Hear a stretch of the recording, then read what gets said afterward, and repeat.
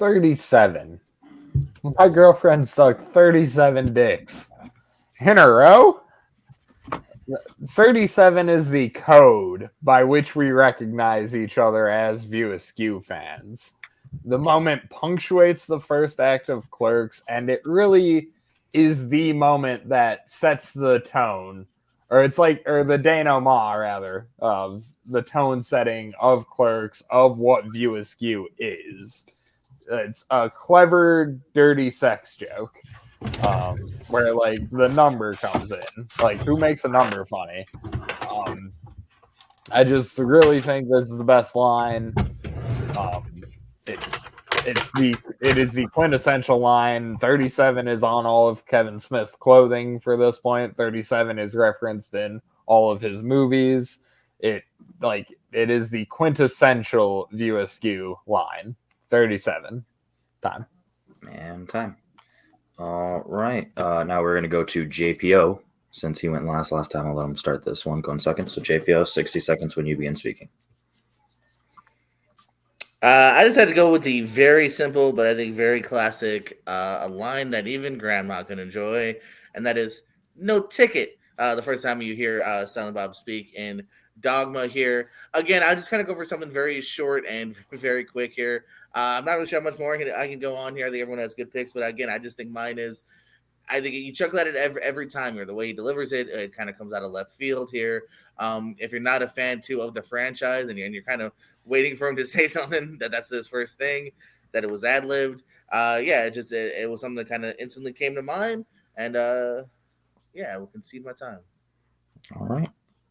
Now we're going to go over to Will.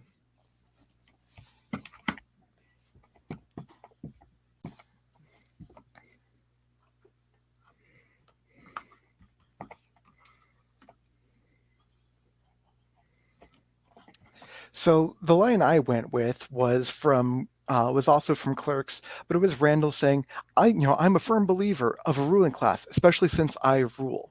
The reason why I went with this line is because this really shows what kind of writer Kevin Smith is. He doesn't always have to be the dick joke guy.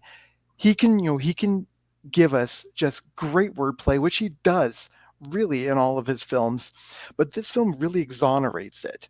It really gives you the kind, it really shows the kind of duality that you have with Dante and Randall. It really shows what, the kind of person that Randall is.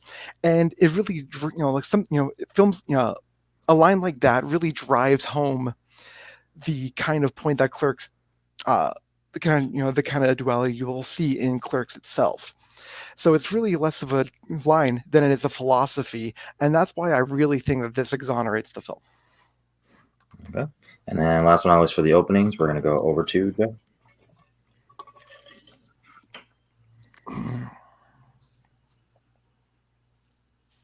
My quote hinges on the fact that 37 is a thing within the Kevin Smith universe, but I also think that my quote is the one thing that is the meta version of it, and that's "shut the fuck up, it's nighttime" in Clerks 3, because it is Dante and Randall talking about the 37 scene in the first quote-unquote Clerks movie, but Jay breaking it up because he's so tired of hearing this, and it's such a meta moment that you actually get to enjoy and you laugh and you chuckle at this.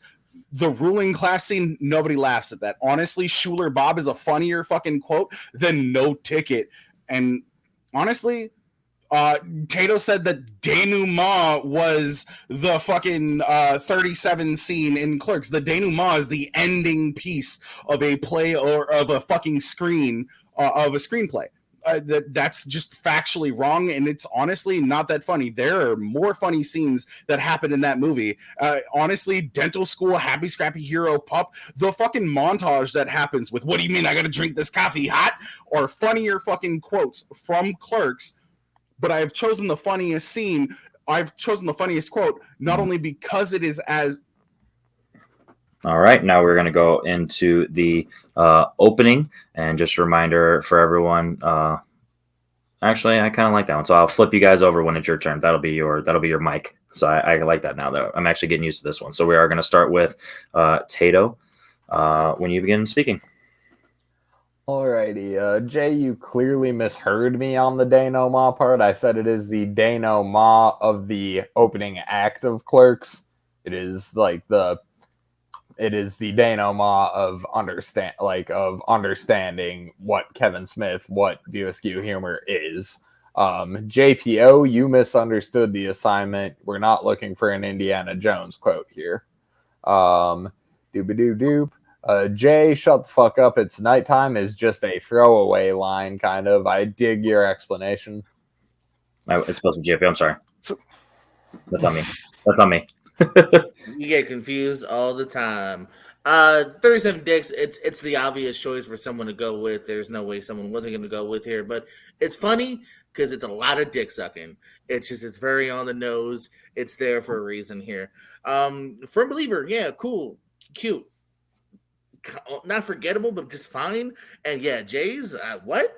I didn't even know what he was referring to. I'm not the best quote guy, but I definitely was like, where did it go? Oh, you have to also know another movie here. It's not that funny. I think if you quizzed a bunch of fans, I don't think necessarily know what you're referring to totally. And so your audio is breaking up there, but I was like, is he cutting out for anybody else? No, it was definitely him. He was on. I was able to hear him, but yeah, it was definitely choppy. But we'll go. So the problem with all the other people's quotes is that you have to understand what it is in context. Whereas my quote, you can actually take out of the film, and you could even just make up the tagline for the film, and it would almost make sense. Whereas JPO's quote is was better in Indiana Jones. Tato's,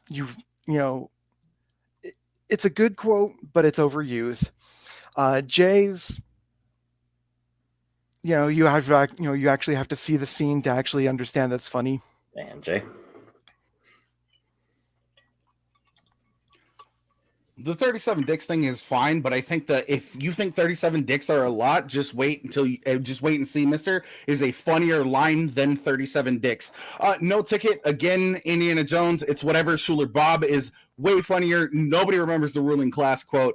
Honestly, anybody who has watched Clerks 3 will remember the scene. Shut the fuck up, it's nighttime. It's not just that it's so jarring, but the fact that it is so jarring and it continuously, at least personally, cracks me up, and it's one of those things that makes me laugh every time I see it. It's one of those things that I continuously think about, but I think about it more than I think about any one of these other things. You can call it recency bias all you want. I still think it's a better quote. Alrighty, so thank you, JPO. It is the obvious choice, and there's no way it wasn't going to get picked because it's correct. Thank you, Will. It is a good quote, and it is overused because it is the best. It's correct. Thank you, Jay. The extension of it through Veronica is also hilarious. The extension of 37 through all of the View Askew is hilarious. That's why it is the quintessential line and the funniest line in View Askew. That's why it is the line that has carried through. Jay, JPO.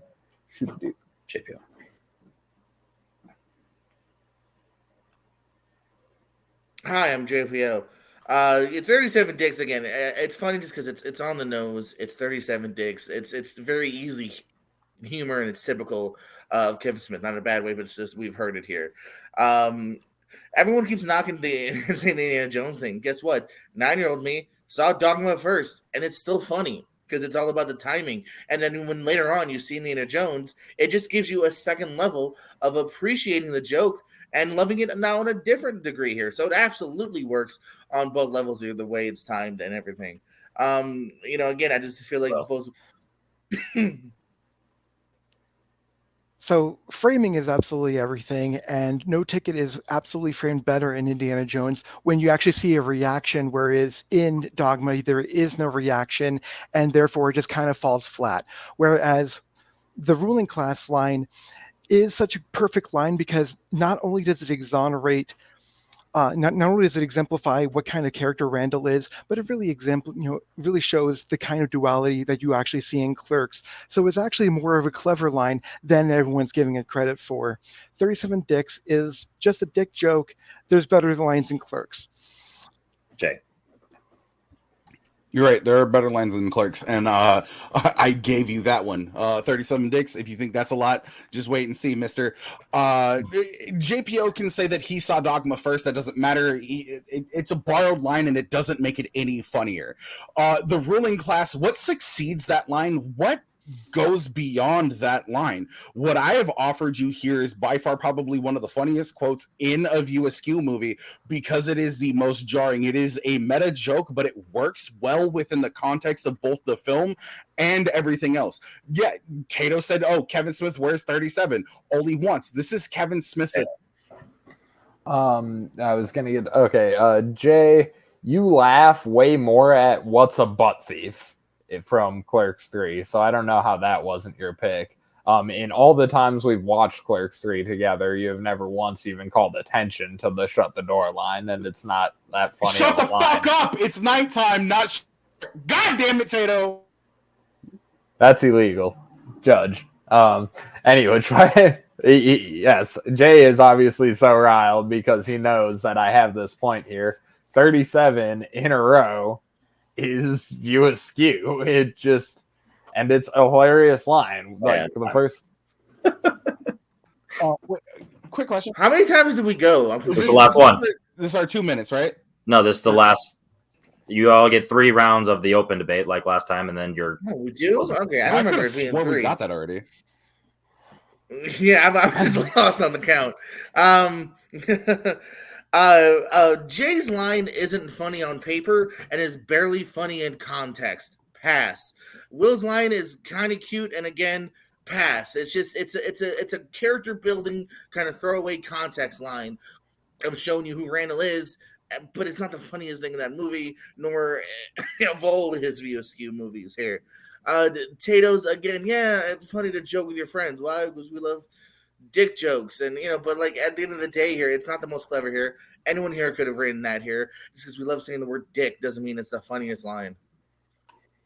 So I actually like the fact that JPO kind of made an argument for me that when you take these quotes as themselves, just as quotes, the context is really important, and mine outside of the, just as its own, without the context, is actually the funniest one, the most clever one of all of these. You have to understand the 37 dicks in a row and with its context. You have to understand the shut the fuck up, it's nighttime. No ticket is a borrowed line. On paper, mine is the most clever because of the wordplay. Being the quote unquote most original line isn't being the most clever. That's a straw man argument at best. Honestly, what it comes down to is I've already demolished JPO. Tato, there are 18 other fucking lines that you could have chosen from Clerks, and you can say that I laugh at What's a Butt Thief, but every time we have watched this, we have watched Clerks 3, and we've watched Clerks 3 like 4 times together, I always cackle loudly at 2 fucking things. 1, What's a Butt Thief, and 2, shut the fuck up, it's nighttime. But shut the fuck up, it's nighttime is a meta joke, and I think that's the reason why it works, and it's the way that Kevin Smith is trying to work his quotes. All righty. That was a lot of fun. We're going to bring the judges in and drop them out. Or no, I'm sorry. It's the 2 minutes. I was like, I'm really fucking confused. No, you threw me off. I was right. I was on pace, and then you threw me off by bringing in new words. All right. Back. I was doing it right. Yeah, this party's not stopping until 3 a.m, Brian. Yo, can we speed this up though? Yeah, we are. It's just we'll be all right. It's the normal timing. It's just, we started off late just getting the vibe going. But yeah, we're on. Yeah, no, we're 2 questions in. We're an hour in, bro. Yeah, but when I do all the editing, we're only about half hour of content and just a lot of 20 minutes of waste of time like explaining stuff. Anyway, all right. Tato first. All right, Tato, 60 seconds when you begin. All right. The question isn't the best line on paper. It isn't the cleverest line. It isn't any of that. It is what is the funniest line or exchange. And the line of these lines that has brought the most laughter to this group of people, to the universe in general, to Kevin Smith fans in general, is 37. My girlfriend sucked 37 dicks. In a row? that is the funniest because it has caused the most laughter. That is a measure of humor that I do not think these guys can say for their lines. The shut the fuck up, it's nighttime line is so irrelevant that Henry had to ask what movie it's from. The no ticket from Dogma lifted. Firm believer in the philosophy of a ruling class is a good Randall line, but it is not the best. It is not the funniest line in View Askew. It's more of a whereas the first time you hear 37 dicks in a row, you laugh. You laugh. Time. All right. JPO, 90 seconds when you begin.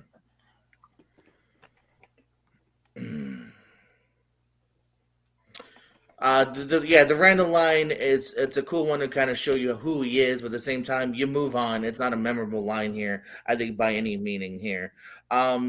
Again, you say you admit that your joke, Jay, is very meta, but that's not good until Larry saying it's the funniest line, because now you're making it to where you're already in a subsection of people that are going to laugh at it, which evidently is you. Kevin Smith needs to thank you for being the one that laughs at it, because even I kind of didn't take notice of it, the first viewing here, because it just seems like a throwaway line here. 37 dicks. It's fun to joke around just because we love talking dicks, but it's not the funniest, cleverest, and again, like it is about the best joke here. I think you have to look about it from every aspect here. What I like about my joke here is, one, it does absolutely work on both levels here. Whether you've seen Indiana Jones or not, you'll laugh in one way if you've seen it, and you'll laugh in the second way if you haven't seen it here. The other good thing about mine is, you vulgar people, dicks and fucking nighttime. Guess what? Only my joke can grandma laugh at. Only my joke can grandpa laugh at. And you know what? I like a joke that my grandma and grandma could laugh at. Even if I've never met my grandpa. Even if I never met my grandpa. That's so sad. Son of a bitch. But yeah, no ticket. All right. Will, 90 seconds, up to 90 seconds whenever you begin. It's a true fact. That's why we're over time. You guys all did not respected the mic. Will, 90 seconds where you go. Hey, JPO, there's no cursing in mine, so all of a sudden there's a knock against yours. Again, the reason why the 37 dicks exchange is funny is because everything else that is tied into it. It has nothing to do with the joke itself. Oh, Randall could have been number 36. That's funnier than just the exchange itself. Hey, try not to suck any dicks on the way in the parking lot is funnier. Is funnier than the 37 dicks exchange itself. So just because the number 37 is used a lot does not make it automatically the funniest one on there. Shut the fuck up, it's nighttime. There's a lot of context that has to be there. You have to see all these, you basically have to understand all these films before getting to Clerks 3. You have to actually see that to understand the quote. Sorry, just hearing it alone doesn't mean anything, doesn't do anything for me. Whereas with my quote, it shows what kind of Mark Twain-like humor that Kevin Smith has within Clerks and within his writing style in itself. It may not be the crassest, it may not be the broadest, but it is absolutely the most clever with the wordplay, and it shows what kind of writer Kevin Smith is and can be. And this is why this is absolutely the funniest one. All right, and time. And last but not least, up to 90 seconds, Jay, when you begin. I think everybody's looking at this in the aspect of wanting to argue as like a regular movie. We are arguing as fans of the View Askew universe, which means that we all know the context of it. So I don't think that argument actually holds any water here. When you look at it, if we're going to talk about it, Clerks is the entire meta movie when it comes to Clerks 3, because that's what Clerks 3 is setting up. So I think when they're having the argument of 37, oh no, Randall, you can't put that in the movie. And Jay Bussett, probably one of the most silent characters outside of Silent Bob in the first movie, shut the fuck up, it's nighttime. It breaks that entire thing. I'll go back to what JPO said. It's the denouement of the first act. Guess what? You can't have a denouement in the first act. Do you know why? Because the denouement is what ends the movie. That's exactly what that is. No ticket's already been talked about. I'm sorry. There are mad funnier lines in Dogma. I'm sorry. The fact I believe in a ruling class, I believe in the philosophy of a ruling class because I, in fact, rule isn't even in the top 10 of quotes. Yeah, you can say that I chuckle all you want at butt thieves. But what we are looking at is what is the best exchange or funniest line. And it is shut the fuck up, it's nighttime. Because it is meta, because it creates the context that everybody already knows, or it expands upon the context that we already know is there. Shut the fuck up, it's nighttime is the best exchange in the universe. All right, now we are officially going to be bringing in the judges with that. All right. All right, Papa, I'll let you go first. Roughly, what were your thoughts on how this round went, and how is your scoring?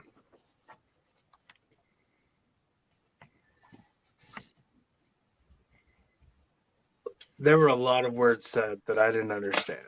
I don't know if that's because I just don't know words or I'm tired. It could be a little bit of both. I changed up my point system a little bit, and I'll explain why. That being said, again, another great round by all four. I don't think anyone truly is a loser except for JPO. JPO gets last place in my opinion. I gave him 7 points. Again, nothing against his pick. I just felt everybody did attack him pretty quickly, and that was like a lot of his rebuttal was just trying to build up how, hey, it's not just an Indiana Jones knockoff. Next, I have Will at 8. I do enjoy bringing in different levels of humor and funniness, and wordplay is a big one. I just didn't feel he did as good of a job defending and attacking as the other two. At Tato, I have a second. I gave Tato 8.5 points, and I'll explain why here in a second whenever I get on to Jay as the winner. Tato, I really enjoyed bringing in the outside of, especially with him and Jay watching Clerks 3 in an outside setting and bringing in stuff like that. That's using examples. It's a great way to win points in my book. And then Jay, I have winning. I only gave him 9 points, though. The reason I did not give him 10 is because he talked outside of his turn. I felt he had to be docked because of that. I could not give Tato the same amount of points when I felt that Jay beat him. So Jay, screw you. Wait your turn. Do not talk outside of yours. You'd have gotten 10 again. I don't think his quote was the funniest line. Just if I were to sit down and watch it, but again, I'm the biggest fan of the View Askew universe in Earth and Mars. I don't have all the inside jokes that everybody else has while watching it. And again, he brought in the ending for the entire universe, for people who are fans of this franchise. This brings in a lot of inside humor, which builds even more off of it. I was back and forth between Jay and Tato winning it, and I did really enjoy that closing for Jay. So I'm giving him the win. All right, and Brian, what's your process on how this round went? Well, first of all, I think the important point that you need to remember in debate is you need to assume that your judges know nothing before you start debating. There are 2 people here. I have no idea what scene they're talking about, and that being Will and Jay. I mean, they said their quote, and I'm like, okay, I hear those lines, but I don't know the context of them. Nobody explained to me where it happens in the movie, what comes before it, what comes after it, and so I was a little lost. So I'm going strictly by the line itself and what little they told me about it. That being said, in 4th place, I put Will, who I gave 4 points to. His was just it's a line. Again, I have no idea the context of this. I just know it's a line that Randall apparently said, because I don't remember it offhand. I don't consider it particularly memorable, or even all that clever. But again, I don't go by my choice. I go by the debate. But even then, he didn't do really a whole lot to convince me. Confused me a little bit at the beginning when he's talking about how his line exonerates View Askew, but then he corrected himself later and said exemplifies. So I finally understood what he was trying to say there. So that was a little confusing at first. So I gave him 4. In third place, I put JPO. He was talking about how by itself, even just without the Indiana Jones connection, it's really funny, and I disagree. I think without the Indiana Jones connection, it really that's what it's there for. It really doesn't make any sense by itself. It's not that funny by itself. And the blasphemy of saying after you've seen this later on when you see Indiana Jones, what the fuck is that? Just saying, that's a bunch of bullshit. What was the value there? Yeah, completely unbiased there. But yeah, I think that the other people slam that a lot, just about as far as being a borrowed line. It's not the original line out of all these picks. Also, you don't know my grandparents. They might laugh a lot at dirty dick jokes. Just saying. In second place. What was JPO's point there? Oh, I gave him 5. 5. Okay, thank you. Jay is in second place with 6 points. Again, I is mostly because I never got a sense of the context of this. At the end, I got a little bit of a sense, and then his closing, finally trying to figure out where it fit into the movie Clerks 3, because I saw Clerks 3 once. I don't remember this line. I don't remember when it was said. I don't remember what it was talking about, and it wasn't really clarified for being here. But his debate, I mean, he did a good job of pitching, what he did of it enough to put him in second place, but I could not give him the win. And in first place, I thought this was the easiest round so far. I gave Tato a 9. I think Tato ran away with this. I mean, even just from his very opening, I think he explained the line. He explained, the whole conversation there with the 37 and then the, in a row and things like that.